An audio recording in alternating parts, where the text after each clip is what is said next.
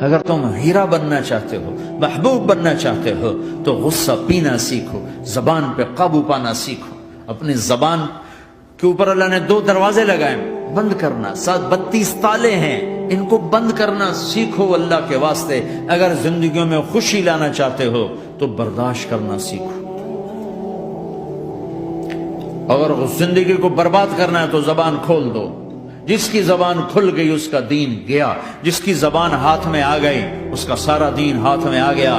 حضرت لقمان کا فرمان ہے، بیٹا میں چپ رہنے پہ کبھی اب پچھتایا، میں چپ رہنے پہ کبھی نہیں پچھتایا، مجھے چپ رہنے کا کبھی افسوس نہیں ہوا، مجھے جب بھی افسوس ہوا اپنے بولنے پر ہی ہوا ہے کہ یہ میں نے کیا کہہ دیا۔ اپنے گھروں کو چین سے، سکھ سے بھرنا چاہتے ہو تو چیزوں سے نہیں آئے گا، تمہارے سلوک سے، بیہیویئر سے آئے گا۔ اپنے سلوک اچھے کرو، اپنے رویے اچھے کرو۔ میرے بیٹے انس، تمہیں حدیث پڑھ سناتا ہوں، یا بنی ان استطعت ان تصبح وتمسي وليس في قلبك غش لاحد فافعل، ثم قال وذلك من سنتي ومن احب سنتي فقد احبني ومن احبني كان معي في الجنہ۔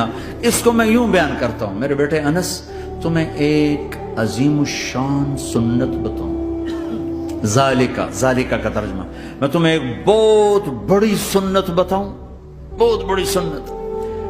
ہم تو ذرا ابھی نیچے نیچے چل رہے ہیں۔ میرے نبی نے کہا بڑی سنت بتاؤ۔ کہا یا رسول اللہ کیا؟ کہا صبح شام اپنے دل کو لوگوں کے بغض سے صاف کر دیا کر، صاف کر دیا کر، صاف کر دیا کر۔ جس گھر کو صبح شام صاف کیا جائے کتنا وہ چمکدار ہو جائے گا۔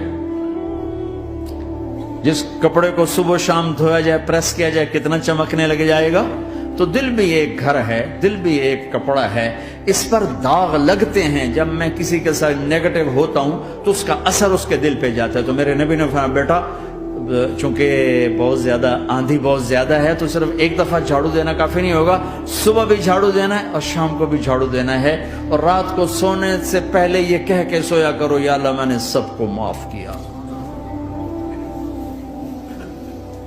کوئی معافی مانگنے آ جائے تو دیر نہ کرنا، فوراً معاف کرنا، اور تم سے خطا ہو جائے تو معافی مانگنے میں دیر نہ کرنا۔